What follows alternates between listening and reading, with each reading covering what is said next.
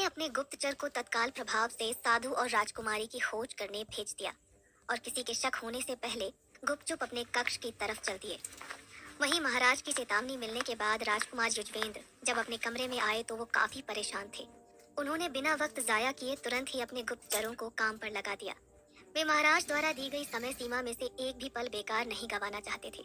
उन्होंने अपने गुप्तचरों को सहमलपुर राज्य को उधमपुर राज्य से जोड़ने वाले सभी रास्तों और उसके आसपास जहां तक संभव हो वहां राजकुमारी नंदिता और साधु को खोजने के लिए भेज दिया। परंतु सारा दिन निकल जाने के बाद भी गुप्तचर राजकुमारी नंदिता का कोई पता न लगा पाए। जब गुप्तचर राजकुमार युजवेंद्र के पास वापस लौटे तो उन्होंने क्षमा मांगते हुए कहा, हमें क्षमा कर दीजिए राजकुमार। जैसा आपने कहा था ठीक उसी तरह हम सबने अलग अलग दिशाओं में जाकर राजकुमारी नंदिता और साधु को खोजने का पूरा प्रयास किया, परंतु समझ नहीं आता कि उन्हें धरती निगल गई या आसमान खा गया। वे दोनों हमें कहीं भी नहीं मिले। हमने तो सहमलपुर राज्य में भी जाकर देखा, परंतु वो तो पूरी तरह जलकर नष्ट हो चुका है। वहाँ राजकुमारी नंदिता का होना मुमकिन नहीं है। ये सुनते ही राजकुमार युजवेंद्र क्रोधित होते हुए बोले, लगता है ये आप लोगों के बस की बात नहीं है। राजकुमारी नंदिता और साधु को मुझे ही ढूंढना होगा। वैसे भी आप लोगों के भरोसे मैं आज का पूरा दिन गंवा चुका हूँ। इतना बोलकर उन्होंने सभी गुप्तचरों को वापस जाने के लिए कहा और मन ही मन सोचने लगे, आज का सारा दिन गुप्तचरों के भरोसे ही निकल गया। राजकुमारी नंदिता का तो कोई अता पता नहीं चला। मुझे नहीं लगता कि राजकुमारी नंदिता, लाल हीरा और साधु को ढूंढ पाना इतना आसान होगा। मुझे ही उनकी खोज में निकलना चाहिए, परंतु मैं किसी को भी बताकर नहीं जा सकता। मैं अपनी असली पहचान के साथ उन्हें अपने ही राज्य में नहीं ढूंढ सकता, इसीलिए मुझे एक साधारण आदमी की तरह उनको ढूंढना चाहिए। ऐसा तो नहीं हो सकता कि राजकुमारी नंदिता इस दुनिया से ही गायब हो गई हूँ। वह अवश्य ही उन साधु बाबा के साथ होंगी। साधु बाबा ने कहा था कि वो राजकुमारी नंदिता को उधमपुर अवश्य लेकर आएंगे, इसीलिए मुझे सबसे पहले उसी मार्ग पर जाना चाहिए जो सहमलपुर और उधमपुर राज्य को जोड़ता है।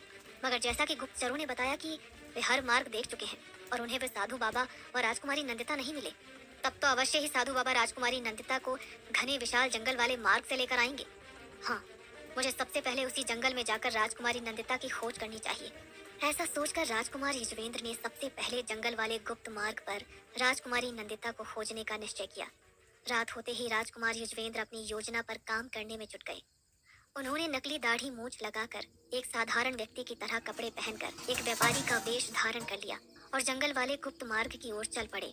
वैसे तो वो जंगल खूंखार जानवरों से भरा हुआ था और सामान्य तौर पर कोई भी उस जंगल की तरफ जाने का विचार नहीं करता था, पर उन्हें ये बखूबी पता था कि उनके लिए ये करो या मरो का सवाल है। ऐसे में उन्हें ये जोखिम तो उठाना ही पड़ेगा, फिर वो आदमखोर हो या फिर कोई अपना। जब वे अपने महल से बाहर निकल अपने राज्य की सड़कों पर पहुंचे तो साधारण वेश में होने के कारण प्रजावासी उन्हें पहचान नहीं सके। वे आराम से राज्य के उस गुप्त मार्ग तक पहुंच गए जो कि उस जंगल के पास खुलता था। दूसरी ओर राजकुमारी नंदिता और साधु जब लाल हीरा लेकर वहां से निकले तो साधु ने राजकुमारी नंदिता से कहा, राजकुमारी जी, इस लाल हीरे को पाकर आपने अपना काम कुछ हद तक आसान कर लिया है। अब राजकुमार युजवेंद्र तक आपको पहुंचाना मेरी जिम्मेदारी है, लेकिन इसके लिए हमें बहुत ही सावधानी बरतनी होगी, क्योंकि मैं नहीं चाहता कि राजकुमार युजवेंद्र से पहले किसी और को आपके बारे में पता चले। ठीक है साधु बाबा, आप जैसा कहेंगे मैं वैसा ही करूंगी। कहिए, हमें किस मार्ग से उधमपुर राज्य की ओर जाना है? राजकुमारी नंदिता ने साधु की बात पर अपना समर्थन जताते हुए कहा। साधु अपने चारों तरफ देखते हुए बोले, अभी हम जंगल मार्ग के पास खड़े हुए हैं। यह ऐसी जगह है जहाँ हर कोई आ भी नहीं सकता। बेहतर होगा कि हम इसी मार्ग से उधमपुर की ओर आगे बढ़ें, परंतु याद रहे ये रास्ता मुश्किलों से भरा होगा। ठीक है साधु बाबा, अब क्या मुश्किल और क्या आसान, हमारी जिंदगी का तो एक ही मकसद है, युजवेंद्र की मौत। कहकर राजकुमारी नंदिता साधु के साथ उस जंगल की ओर बढ़ने लगी। अंधेरे में वह जंगल और भी ज्यादा भयानक लग रहा था। तरह तरह के खूंखार जानवरों की आवाजें रात के सन्नाटे में कुछ ज्यादा ही जोर से सुनाई दे रही थी। उन दोनों को चलते हुए रात का लगभग एक पहर बीत चुका था, लेकिन वे अभी ज्यादा दूरी तय नहीं कर पाए थे, क्योंकि जानवरों के भय से वे लोग बहुत सावधानी पूर्वक छुपते हुए आगे बढ़ रहे थे। अंधेरा होने के कारण मार्ग में पड़े हुए कांटे और छोटे मोटे पत्थर स्पष्ट रूप से दिखाई नहीं दे रहे थे। राजकुमारी नंदिता और साधु उनकी परवाह किए बिना घने जंगल में आगे बढ़ते जा रहे थे। चलते चलते अचानक राजकुमारी नंदिता के पैर में कोई नुकीली चीज चुभी तो वे रुक कर उसे देखने लगी। उन्होंने देखा एक नुकीला कंकड़ उनके पैर की जूती से होते हुए उनके तलवे में घुस गया था, जिससे थोड़ा खून सा बहने लगा था। उन्होंने उसे निकाल कर बाहर फेंका और आगे बढ़ने लगी। इतनी देर में साधु बाबा उनसे थोड़ा आगे निकल गए थे। तभी घने पेड़ों के पीछे से कुछ आवाजें आई, मानो कि कोई उन पर घात लगाए बैठा था। राजकुमारी नंदिता ने इधर उधर देखा, पर वो भांप न सकी।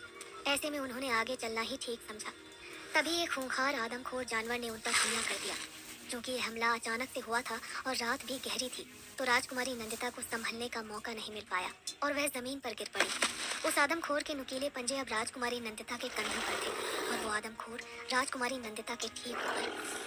जब राजकुमारी नंदिता ने उसे अपने ऊपर से हटाने का प्रयास किया, तो उस आदमखोर का नुकीला नाखून राजकुमारी की कोमल त्वचा में घुस गया और वे दर्द से चीख उठी। साधु, जो राजकुमारी नंदिता से थोड़ा आगे निकल चुके थे, उनकी चीख सुनते ही वे चौकन्ने होकर तुरंत ही उनके पास आ गए। साधु ने राजकुमारी नंदिता को उस आदमखोर के साथ मुकाबला करते देखा, तो वे भी राजकुमारी नंदिता को बचाने की कोशिश करने लगे। लेकिन तभी राजकुमारी नंदिता खुद को संभालते हुए अपना खंजर निकालकर साधु को वहां से दूर हटने का इशारा करते हुए उस आदमखोर की तरफ लपकी। अंधेरा होने के कारण राजकुमारी नंदिता को उस आदमखोर का मुकाबला करने में बहुत संघर्ष करना पड़ा, लेकिन फिर भी वे डटी रही और खुद को आदमखोर का शिकार होने से बचा लिया। थोड़ी ही देर में उनका खंजर आदमखोर को लहूलुहान कर चुका था, मगर इस मुकाबले में राजकुमारी नंदिता भी बुरी तरह जख्मी हो गई थी। उनके कंधे पर जो चोट लगी थी, उसमें से काफी खून भी बह रहा था। राजकुमारी नंदिता ने जैसे तैसे खुद को संभाला और अपने हाथ से जमीन से मिट्टी लेकर उस बहते हुए खून पर दबा दी और फिर साधु के साथ जंगल में आगे बढ़ने लगी। साधु को राजकुमारी नंदिता की यह हालत देखकर उनकी बड़ी चिंता हो रही थी। वे थोड़ी परेशान होकर राजकुमारी नंदिता को समझाते हुए बोले, राजकुमारी, मुझे लगता है ऐसी हालत में आगे बढ़ना आपके लिए और भी खतरनाक हो सकता है। परंतु राजकुमारी ने अपने दर्द को नजरअंदाज करते हुए कहा, नहीं साधु बाबा, मैं ठीक हूँ, आप मेरी फिक्र मत कीजिए। हमें जल्दी ही ये जंगल पार करना होगा। देखिए, उस आदमखोर के साथ मुकाबला करते हुए कितना समय बीत गया। लगता है थोड़ी ही देर में सुबह हो जाएगी, इसीलिए अब रुकने का या आराम करने का समय ही कहाँ बचा है। साधु ने आसमान की ओर देखा तो बोले, हाँ, रात तो काफी बीत चुकी है, परंतु अभी सुबह होने में समय है। आप ऐसा कीजिए, थोड़ी देर और चलते रहिए। बस थोड़ी ही दूर पर यहाँ एक झील पड़ेगी। बस उस झील तक हम पहुँच जाएं, तो झील के किनारे रुककर हम थोड़ी देर विश्राम कर लेंगे। फिर सुबह होते ही हम वहाँ से उधमपुर राज्य की ओर प्रस्थान करेंगे। उस झील के आगे ज्यादा समय न लगेगा, वो राज्य की सीमा के करीब ही है। ठीक है, ऐसा ही करेंगे।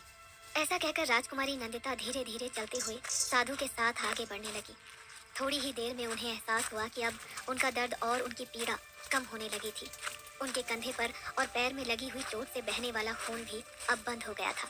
जब वे लोग झील पर पहुंचे और राजकुमारी झील के पानी से अपनी चोट को धोने लगी, तो वे ये देखकर हैरान रह गईं कि उनके कंधे का घाव पूरी तरह से भर चुका था। उनके शरीर पर और भी जो हल्की फुल्की चोटें मौजूद थी, वे भी एकदम ठीक हो गई थी।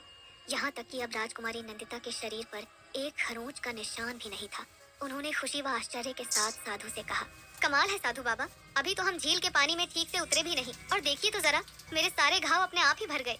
ये सुनकर साधु ने एक बार उनके घाव को गौर से देखा और फिर मुस्कुराते हुए बोले, ये तो आपके गले में पहने हुए इस लाल हीरे का ही कमाल है। अब मुझे पूरा विश्वास हो गया है कि जब तक यह लाल हीरा आपके पास रहेगा, आपको कोई खतरा नहीं हो सकता। साधु की बातें सुन और उस लाल हीरे का प्रभाव देखकर राजकुमारी नंदिता भी आश्चर्यचकित थी। उन्हें मन ही मन इस बात की खुशी भी थी कि अब उनके पास लाल हीरे के रूप में ऐसी शक्ति हाथ लग गई है जिससे वे किसी भी मुसीबत का सामना डटकर कर सकती हैं। झील पर पहुंचते ही राजकुमारी नंदिता और साधु ने थोड़ी देर विश्राम करने का निर्णय लिया। झील का पानी बहुत ही शीतल और साफ था। राजकुमारी नंदिता ने अपने हाथ मुंह धोए और वही पानी पीकर अपने सूखे गले को तर किया। अब राजकुमारी नंदिता की सारी थकान दूर हो चुकी थी। वे साधु से बोली, साधु बाबा, यदि आपकी आज्ञा हो तो क्या हम आगे बढ़ सकते हैं? मुझे अब इतनी थकान महसूस नहीं हो रही कि यहाँ ठहर कर विश्राम करना पड़े। झील का पानी पीकर प्यास भी बुझ गई है, क्यों ना हम उधमपुर राज्य में प्रवेश कर ही लें। साधु झील के पास ही एक वृक्ष के नीचे ध्यान मुद्रा में बैठ गए थे। उन्होंने अपनी आंखें खोली और राजकुमारी नंदिता से कहा, देखिए राजकुमारी, ब्रह्म मुहूर्त शुरू हो गया है। मैं थोड़ी देर ध्यान लगाकर ईश्वर की प्रार्थना कर लूं और पास ही बने शिवलिंग पर जल चढ़ा दूं, फिर हम यहाँ से आगे बढ़ते हैं। ठीक है साधु बाबा, कहकर राजकुमारी नंदिता भी झील के दूसरी ओर जाकर बैठ गई। वे जैसे ही झील के किनारे पर बैठी, एक तीर तेज गति से आकर उनके पैर के पास लगा। ये देखकर राजकुमारी नंदिता फुर्ती से वहां से उठी और तीर वाली दिशा में देखने लगी। उधर से दो धनुर्धारी उन्हीं की तरफ बढ़े आ रहे थे। राजकुमारी नंदिता तुरंत हरकत में आ गई और उन दोनों का मुकाबला करने लगी। उनका शोर सुनकर साधु का ध्यान भी भंग हो गया। उन्होंने जैसे ही आंखें खोलकर सामने देखा तो उन सैनिकों को देखकर वे समझ गए कि अवश्य ही उधमपुर के गुप्तचर हैं, जो राजकुमारी नंदिता को पकड़ने के लिए आए हैं। वे जल्दी से उठकर राजकुमारी नंदिता की ओर भागे, मगर तभी उनका ध्यान राजकुमारी नंदिता के गले में पहने हुए उस लाल हीरे पर चला गया, जो अभी अभी उनकी आंखों के सामने राजकुमारी नंदिता के गले से निकल गया था। दरअसल मुकाबला करते समय एक सैनिक की तलवार के वार से राजकुमारी नंदिता झील के पास वाली गीली मिट्टी में फिसल गई थी, जिससे उनके गले में पहना हुआ वो ताबीज एक झटके के साथ उनके गले से निकलकर थोड़ी दूर लगी झाड़ियों में जाकर कहीं गिर गया था। परंतु तब राजकुमारी नंदिता का ध्यान उस सैनिक पर था, इसीलिए उन्हें लाल हीरे की ताबीज के गिरने का पता ही न चला। साधु ने उस लाल हीरे वाले ताबीज को गिरते हुए देख लिया था, इसीलिए वे राजकुमारी नंदिता के पास जाने की बजाय ताबीज को ढूंढने लगे। राजकुमारी नंदिता इस बात से अनजान उन सैनिकों का डटकर मुकाबला करती रही। उन सैनिकों को भी अब राजकुमारी नंदिता पर हमला करना भारी पड़ रहा था। राजकुमारी नंदिता की फुर्ती और चपलता के आगे वे ज्यादा देर टिक ना सके। हवा में छलांग लगाते हुए राजकुमारी ने सैनिकों पर जोरदार प्रहार किया। खंजर सैनिक के कानों को चीरता हुआ निकला। चिल्लाते हुए वो सैनिक अपने सह सैनिक के साथ वहां से पलक झपकते ही चंपत हो गया। जब राजकुमारी नंदिता ने उन सैनिकों को वहां से भगा दिया, तब उनका ध्यान साधु बाबा पर गया, जो कि अब उस वृक्ष के नीचे नहीं थे। राजकुमारी नंदिता ने चारों ओर देखा तो उन्हें साधु कहीं दिखे नहीं। उन्हें लगा कि अवश्य ही साधु जल अर्पण करने चले गए हैं। तभी उनका ध्यान अपने वस्त्रों पर गया, जो कि गीली मिट्टी में गिरने की वजह से पूरी तरह गंदे हो गए थे। उन्हें लगा जब तक साधु बाबा यहाँ वापस आते हैं, क्यों ना झील के पानी में नहा लिया जाए। ऐसा सोचकर वे झील के पानी में उतर गईं। अपने वस्त्र उतार कर उन्हें धोकर राजकुमारी नंदिता ने किनारे पर ही साफ जगह देखकर सूखने के लिए डाल दिया और झील के ठंडे पानी में नहाने लगी। तब तक सूरज भी निकलने लगा था। सूरज की हल्की गुलाबी सी रोशनी में राजकुमारी नंदिता की नीली आंखें बिल्कुल हीरे की भांति चमक रही थी। झील के ठंडे पानी में उनका गोरा बदन और भी खिल उठा था। वे अपनी आंखें बंद करके झील में गोते लगा ही रही थी कि तभी राजकुमार युजवेंद्र वहां पहुंच गए। इतनी सुबह सुबह इस घने जंगल में झील के ठंडे पानी में किसी सुंदर युवती को देख राजकुमार युजवेंद्र वहीं ठहर गए। राजकुमारी नंदिता की पीठ राजकुमार युजवेंद्र की तरफ थी, इसीलिए उनका ध्यान राजकुमार युजवेंद्र पर गया ही नहीं। राजकुमार युजवेंद्र राजकुमारी नंदिता के कोमल और गोरे बदन को देख उनकी तरफ आकर्षित हो गए। वे उन्हें देखने के लिए पेड़ की आड़ में छुपकर उन्हें निहारने लगे। राजकुमारी नंदिता के लंबे रेशमी बाल झील के पानी में कमल की तरह तैर रहे थे।